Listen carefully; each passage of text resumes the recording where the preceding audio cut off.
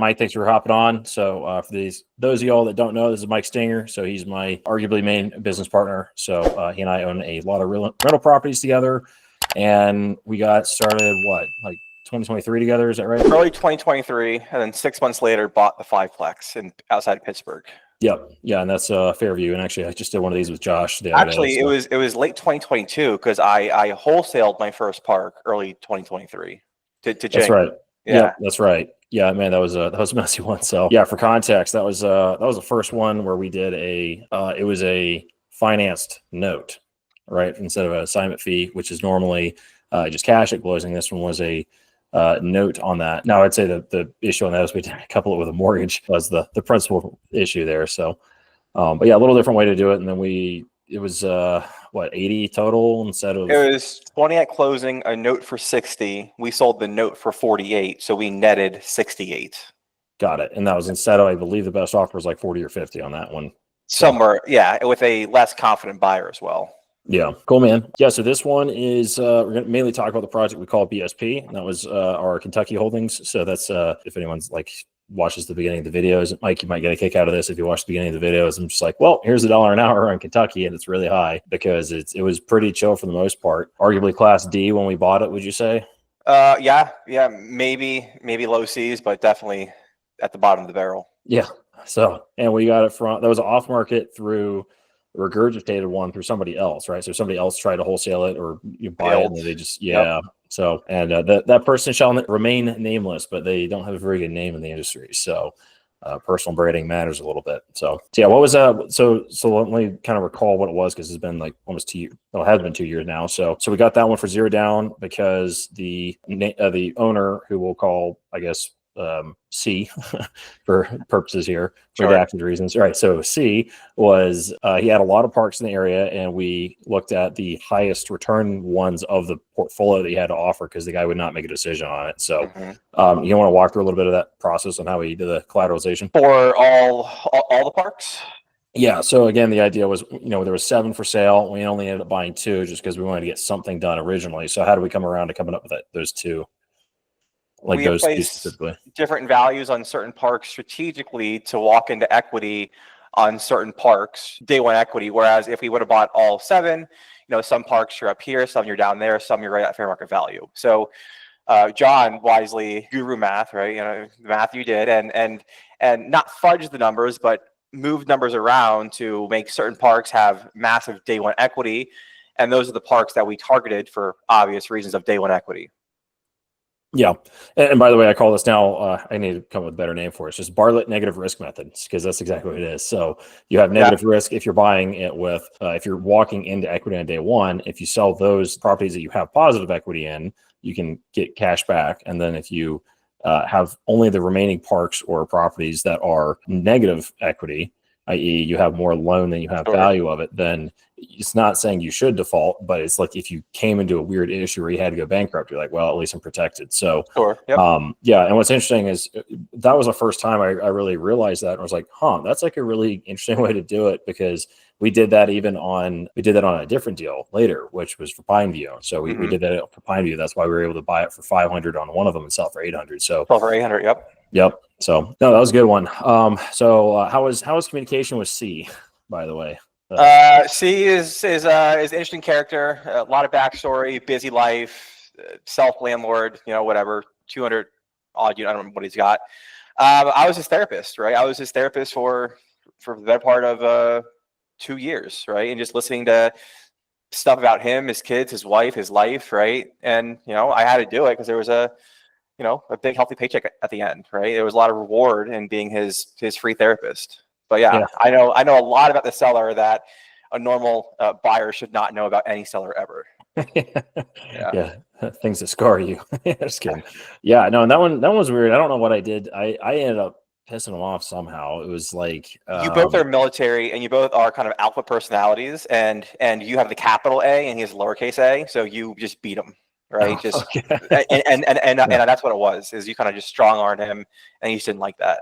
Yeah. So Yeah, I guess so. So, but it was a good thing. This is why it's important to work with a partner. So for whatever reason, I screwed up the communication with him. That guy did not like me afterwards. I was like, all right, fine. So then it's immediately you can pivot. And there's been other instances where people hate you, but then they love me, Yeah. or, vice versa. So it's so good working with partners. You can just switch. And in a sickening way, it kind of brought C and I together because we had this common enemy, John. So even though John was on my team, C and I said John's the worst, and that kind of brought us together. That we had some commonality. Yeah, no, definitely. And then any bad issue that happens, you can be like, oh, I blame John's it on you. fault. Yeah, Exactly. So, and then you're always the good guy. So that's true good cop, bad cop right there. So yeah, and actually as long as you don't tell it to people that might end up coming to my house, then we're fine. On a side note on that, there was a different property I bought with some other guys, and we did good cop, bad cop basically. So the guy that was running the management on it he was like telling people, like, oh, well, it's like, instead of just saying the ambiguous, my partner is the guy evicting you, he's like, oh, John specifically is the guy evicting you.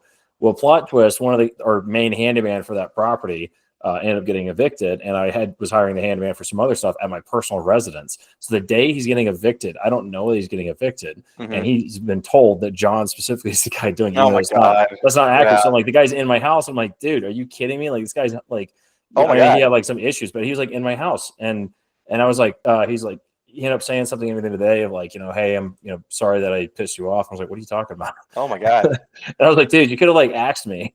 Yeah. Not good. So he could get after you. Yeah, exactly. So you never go too hard on the bad cop, basically. But no, I think that was a healthy dynamic the way we did it. So it kept you guys well together there. We had a very good, solid relationship. Potentially even be able to buy more of his stuff in the future. So cool. Let's talk ops here. So, and we're not going to get into like super personal detail and stuff. Just kind of like operations flow. How do we have BSP set up? How did that work out? 3 GPs and buying with partners is always good to divvy up the roles. You have a couple main roles. You have PM, role, a repair role, a legal role, tax role, email role, and a lot of those roles fall under the same person. You might have one guy who has 3 different roles, et cetera, et cetera. So that's kind of how it was with the 3-way split of just everyone has a division of work, but we all focus on that one division, which makes the overall unit more efficient. Yep. Skill leverage, by the way, if you guys are, I now coined that term skill leverage because that's exactly what it is. You're just having people that are very good at certain things, only do those certain things, or they eventually become good at those things that they only do that. So another good metaphor could be like a assembly line, right? You have one person in the assembly line doing one thing, and they're good at doing that one thing over and over and over versus one guy going from start to finish. Yes, no, definitely. If you have like a CEO of a company doing the marketing directly and the manufacturing directly and the design directly, it's like, it just doesn't make sense. Like everyone's got to have their own roles on it. So yeah, no, I think that one worked out pretty well for the most part. We actually even had like a flip flop of roles briefly where it was, somebody's like legally on for one role, but then it's like, okay, we're just going to do the others. So it's okay to change midway through on that. So yeah. And on that particular property off the start too, this was a weird one because we got it for zero out of pocket. Zero title. Yeah. Literally title, which a couple $1,000. Yeah. So let's talk a little bit more in detail because I don't really ever like go into great detail. Like how do we get 0 on that one? For 100% finance, by the way, is what I'm saying, without capital raise. Yeah, these were his black sheep parks, and we understood why after we owned it, right? Problem tenants, meth heads, tenants lighting other trailers on fire with people living in it. So these were his problem parks, and he didn't want money down in the first place, so I didn't have to beat him down at all. But as you said, he owned it was 7 or 9 parks. I don't remember how much he owned, but these were his gateway into trusting us to buy the other 7 parks down the road. Is, hey, here's my 2 worst parks, 0 down, prove to me that you can turn it around and pay me on time, whatever. And then, I will consider selling you my other 7 parks via a similar structure. So that's how we got these literally 0 down and half off. Yeah. And we also, did we tell him like, hey, this is what it's actually worth, or did we just offered a high price on it? That was his price, and I can't remember if that was his price or if that was a combination of his price and then you beat it down with your I forgot what you just called it, where you negatively risk value. You said, oh right, yeah, negative risk method essentially. So I can probably find it because there's that sheet he sent us with his prices, and once again, was it his price or was it his price? And then we beat him down a little bit. We met in the middle. I don't remember quite what happened there. Yeah. And again, I'm just walking through the strategy for anybody that's like, oh man, it sounds interesting, but need a little more clarity. So if you're buying, we'll call it 10 properties. Let's just say they're all if you price every single property at exactly 100K, total price is $1 million. And that's usually what the seller cares about is total price.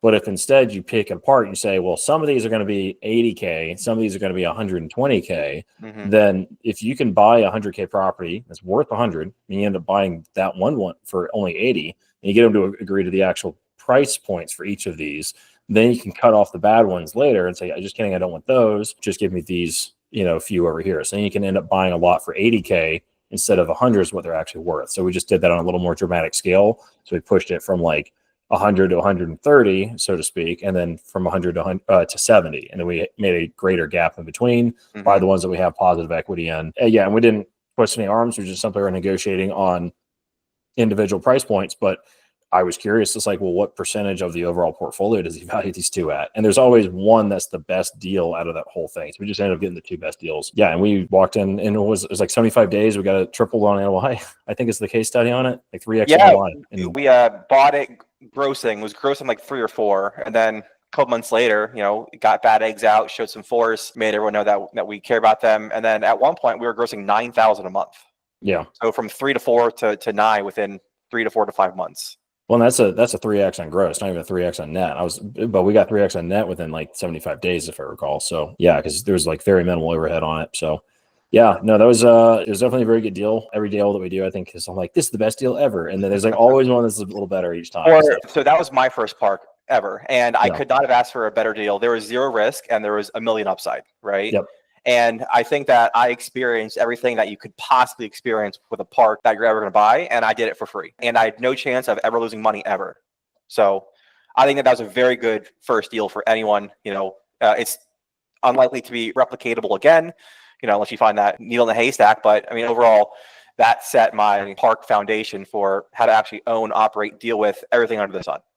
Yeah, and we ended up buying like a couple hundred more units before we cashed that one out. Right. Yeah. So we didn't even take a penny out of BSP until we actually bought like other stuff. Like we bought other properties concurrently. So really the value was just in like owning and operating it. Cause then, the rest of it, we're going to make more on the rest of it than you did on that first one. Yeah. Again, and experience most valuable. Yeah, no, I agree. That was like a very, very good one. I would say it was probably worth about $250 at the time. And we ended up getting it for like $330, I think. What do you think day one was? It was $340, but it's a little tricky because there's 29 lots, 25 occupied, right? So I think 240 is a little low. I think that we definitely walked into equity day one via just pure number of units. I mean, even like 20K a unit, you're looking at 550. Sure. Right. And this park appraised 13 months later for 800K. Yeah. So bought it for 340. It was probably worth 500K ish, and then we added another 300K of value within 1 calendar year. Yeah. Well, once we got it up and running, but off of like 3,000 rent collection, it's not worth a whole lot. Correct. Yeah. And that's why I look at it to pull you off NOI and cap rate. Yeah. But there was quite a bit of value add, which does factor into a price a little bit. Yeah. So let's talk about the jankiness aspects, because this was a janky deal and we had to live with the jank. So it was in the middle of basically nowhere. Yep. It was a very small town in Kentucky. Population was like what, like 2,000 maybe for the city, or was that county? That's city. Okay. Yeah. So very, very, very small population. We did not even we were running contingencies on how we would run this without property management, but then we were looking at just contractors. We said, we were just calling around contractors and saying, hey, can we get this guy to be property management? And one of them just said yes. So we more or less just trained them to be property managers. But we built them. But we did like a la carte for them though. So we ended up doing a lot of work for them. So what were some of those items we did? Because again, the contractor is not a property manager. So we just got to be like, collect the damn rent, show up. That's it. What were some of those systems that we did that ended up working? So initially it did not work because we put too much on their plate and they were agreeing to being a PM. We had them do everything under the sun, and they voiced their frustration to us. And, I said, hey, let's take a step back and let's see what we can get off their plate. And a lot of getting off their plate was more of the admin items, such as leases, right? It was a major pain in the ass for the PM, to go track down a tenant and give them a paper lease, fill out terms. So we just did leases via DocuSign, and that took off most of their frustration, right? So that's one less thing for them to worry about. So all they had to worry about was rent, I guess, lawn care, right? Make sure lawn care was getting cut. And then other than that, they did work on people's units, but that was a separate side gig than the actual PM thing. After we listened to the PM's needs about how they were feeling overwhelmed doing A, B, and C, we cut out C, did it ourselves, which is very minimal. And now that took away half their workload. for us doing, small work. Yeah. And by the way, I got to continue to applaud you on that one insight, because at the time we had property managers saying, hey, I need to get paid more for my work. And I'm like, dude, forget that. We're not paying you 15% or whatever he was asking, 20% of gross. And it's like, dude, 10% is market. That's what you should be doing. And it didn't even, I don't know why it didn't cross my brain. It was like, hey, maybe he's not doing the right workload. And I remember specifically, you're like, dude, maybe he just doesn't feel like he has a good dollar an hour because he's spending too many hours.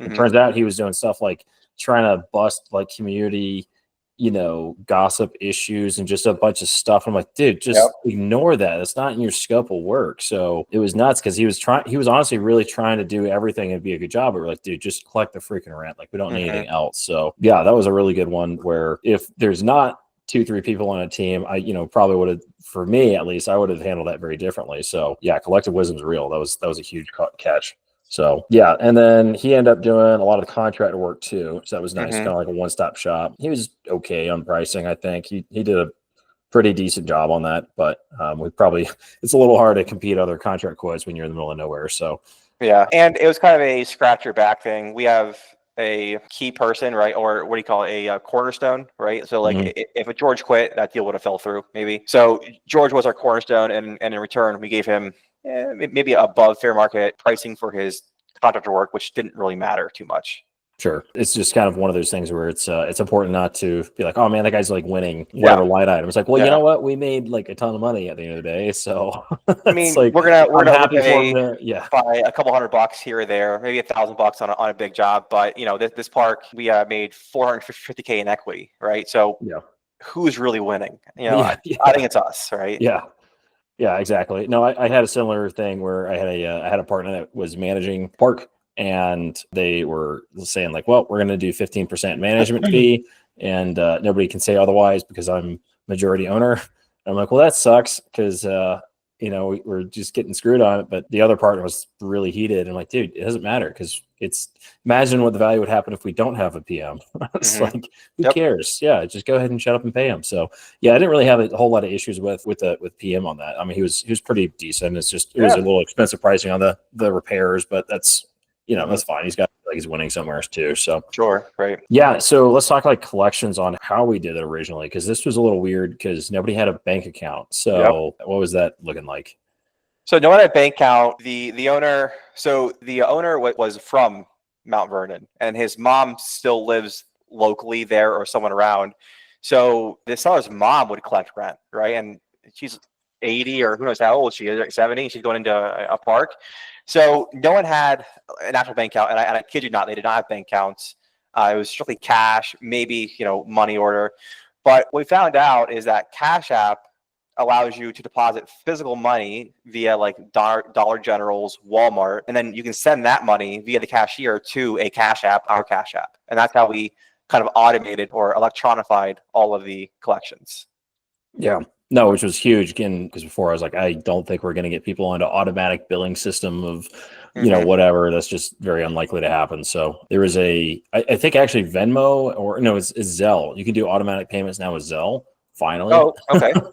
And it's like, oh my gosh, where's that feature for Cash App? But yeah, that was let's get them onto Cash App and then worry about getting them onto a automated system later. We just never ended up pulling the trigger on it because it was smooth enough. So, and we just handled the collections through a spreadsheet, and we just I think George had access to that. So our PM. So, and overall, even though lower class park in a more rural area, I would say 90% paid by the third.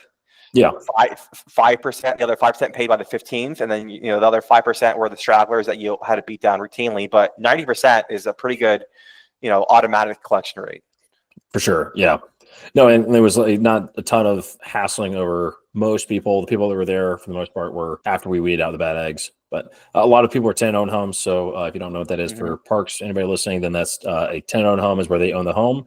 And then you just charge them lot rent for the land. So it's nice because they probably will pay their lot rent because otherwise they basically will be losing the home. So, but by God, we had a lot of evictions. I think probably 10 Yeah, maybe. that sounds about right. Yeah, had a lot of evictions over time, but just kind of weeding the bad people out on it. So, and then actually, you reminded me about the hams. You want to talk about the hams? I think Yeah. that's like my favorite, like do out, like funny story out of it because it's just So testament to human nature. we closed this park in September of 23. Holidays right around the corner. You know, we're trying to be good landlords, not not slumlords.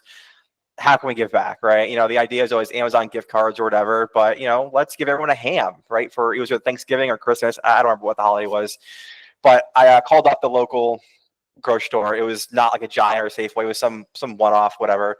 I called them up and said, hey, you know, we want to order 25 hams, prepay for it. We own the park down the street. Tenants are going to come in, give you their phone number or last four phone number, whatever, and then you're going to cross them off the list saying that, you know, they got the ham. It's totally free. We're going to prepay for it. And the store was like, okay, cool, great idea, no problem. We had told tenants, we sent out an email to tenants saying, hey, you know, thanks so much for a good tenant. You know, it's the holidays. We want to say thank you, whatever. Go to this store, ask for whoever, Joe, give them the last four of your phone number and get your free ham, right? That was the idea. We're trying to be good people. And what ended up happening is that, you know, tenants live in a community together and they know each other and they probably know each other's phone numbers, right? So tenants would pick up their ham plus like other people's ham as well, and then just steal them. It was the dumbest thing ever. Yeah. So yeah, that, and then the complaints were like, it's not big enough. And I'm it's like, not big enough. Yeah. It's like, like it's a free ham. It was like a $20 ham, right? It's whatever. We're just trying to be nice, you know, pay for your holiday meal. But yeah, we got criticism. People didn't get their hams because other people got 3 or 4 because they stole them. It was ridiculous. And then it was like, oh, I'll come. God, what was it? I think it was like the property manager was like, oh, I just gotta like take the hams to them, and then just like left them outside the door, and it's just like rotting for like a day or two. It's like, oh my god, dude. So yeah, that was a circus for sure on the ham. So duly noted. You know, it's hard to tip your tenants basically. So good lord, gift cards are the way. Yeah, especially in doing gift cards with like a if you complete an exit survey, if you're like leaving, or if you're doing like, hey, if you sign up in advance. For like auto bill or whatever, then doing a discount that way would be good. I think we actually did that with Cash App. I think we said if we get on to Cash App by this date, we took 90% sure that we did that. So we had took money off their rent for X months in the future. Yep, exactly. Yeah, and we also did a prepay option, which I don't think a lot of people exercise that. But or the taxes? Yeah, around tax season. So if you prepay like 11 months, you get your 12th one free. Because it's such a low dollar amount that like when people get like their tax refund, they get a whole bucket of money, and rather than people having to be financially responsible for 12 months, we're like, just go ahead and pay us now. So so yeah, that's a good strat too. So let's talk dispo, because that was interesting. So we did multiple different permutations, but I like the way we sold it at the end of the day, even though it could have been a higher dollar amount, but we just got tired of it. That's fine. But the how was that dispo process? Because again, small area, you know, it's under contract terms with a previous seller, because we were seller financed. We were paying on a seller finance loan basically to the previous seller, so it makes it a little difficult for someone to come in and buy it. So kind of walk us through how that was. So I guess step one was getting the current loan to be assumable via C. And that was fairly easy. You know, we went back and forth a little bit, but overall, I think that we got pretty good terms. We didn't pay any points. It was just a $15K principal reduction, right? So no points. And other than that, you know, we had to sign a personal guarantee, which not the end of the world. I don't think that park's gonna, you know, be worth less. So that was step one, is getting the current loan assumable. If not, it would have been like a contract for deed or a MLPO, a purchase option, get creative there. Yeah, but let me just break that down a little bit more as well, just because I want this to be educational for anyone that's like listening in. Is like, what are they talking about? So if we have a $300,000 loan, let's just call it, and we are selling it for 700 or 800 or whatever, then somebody else would have to pay off that loan for us to sell it. But instead, what we said is, hey, Mr. Seller that we're already paying to, can we just have the next person come in and officially be responsible for it? This is not the same as subject to, because if the seller finds out in a subject to transaction, they say, what the heck? I'm supposed to be paid. Give me the property. And then that's like chaos for everybody. This was a formal assumption. The contract for deeds basically just like a loan. So yeah, they came on in and did that. Normally you end up paying like a penalty fee if you want to transfer it. That's like customary of like, 1% to 2%. This was just a principal reduction. So there was no fee. It was just a pay down on the loan. So yeah, and that was good because it allowed us to theoretically finance everything except for the $15K cost to transfer it. Right. So sorry, go ahead. So that was step one, is figuring out if that loan could be assumable or not. A little back and forth, but overall, I think it was pretty fair on the terms to get it assumable. And then are you wanting me to talk like the buyer who actually bought it? Yeah, you can go talk about. I mean, we had another one that was going to buy it, and that was a close one too. So tried off market just to avoid the agent fee. Had some success. A lot of tire kickers on Facebook. A lot of people that, for whatever reason, want to waste their time looking at a deal and never respond to you. I don't know. So eventually, we did go the agent route with. You want to say who it was, or you just call him G. Oh, yes. So went with an agent. They're a newer brokerage, I guess, right? Not like your Marks and Millichap or Newmark, but they did pretty good, right? So it was on market for a couple weeks, maybe a month, and then they brought us a buyer with solid terms. There was some negotiation back and forth, higher that, lower that, let's make a deal work. And overall, this buyer was the end buyer, right? So first time under contract with the agent A. Yeah, and then buyer M was probably around our level, maybe a step higher, maybe a step lower. They did their DD. They came back, typical with a price reduction, numbers don't work, blah, blah, blah, blah, cash on cash return. Had some slight modifications, lowered the price from $740 to $7, and then I fought really hard not to have the down payment go lower, because that was our biggest want, was cash at closing. So overall, some hemming and hawing, holding the ground, but eventually we agreed on a deal that was mutually beneficial. We get a nice lump sum payday at closing, plus we hold a good chunk of our equity in second behind the note. It worked out pretty well. We got a taste of success, right? We proved that, here's how you do it, and here's the proof of the rewards, and now just rinse and repeat until you want to, retire. Yeah, 0 out of pocket, 100% finance. It was a $450K gain. Your split, I think, was what, like 200 roughly, maybe like 180, something like that. A little lower on the gain. It was 370 was the gain. Okay, gotcha. I was going off of So prior permutations. 40% is quick math, 150. Yep. So $150. How many hours do you think cumulatively that was over September 2023? Yeah. It was about 2 years. I mean, buying it is always hour heavy. 10 hours to buy it, then an hour a week for 104 weeks. So 115 hours. So a little over $1,000 an hour. $1,000 an hour, easy peasy. And yeah, so that was one of many, and then we ended up buying a lot of others concurrently while we were working that one. Wasn't hugely problematic. Also, key aspect is this was 100% done remotely, which was a little nuts. Never been there, never plan on going there.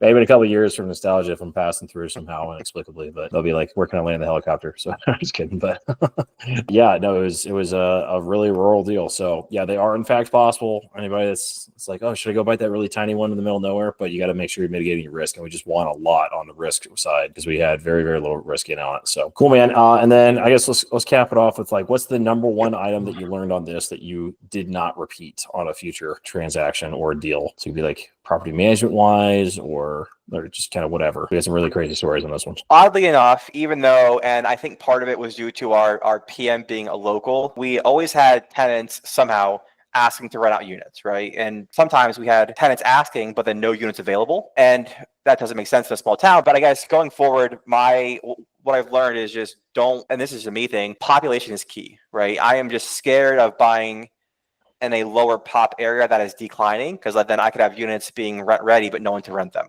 So this deal was an anomaly where we had tenants lined up out the door to rent our units. But going forward, I would be very cautious about buying in lower population areas unless you mitigate risk via down payment, etc. Sure. Yeah. And again, luckily it worked out just fine on this one. So we got many more on the agenda. So we'll probably do more of these as we get more sold. But that one is totally closed out, and we are simply waiting on our nice big fat balloon payment of whatever, a couple $100K it is, and I don't know, it's like $200K or something like that coming up in a couple of years. So get paid on to that, and yeah, so cool. Well, hey, I appreciate your time, man. It's good touch of base on and kind of revisiting a few of the wild stories like the hams, but yeah, definitely will not be doing hams again in the future. So y'all, if you were listening in on this, Mike and I are very present in the Discord community. Link is in the bio below. We talk about how to buy deals, how to work deals. We are trying to be a resource to anybody that wants to go out and do things, because if they can go out and do a deal by themselves on their first time, then we definitely want to work with them on their second so that we can all collaborate on this. And we had a third guy on this deal as well. He made a lot of money, and this was his first transaction. So for the third partner on this one. So cool. Well, without further ado, we'll go ahead and call it there.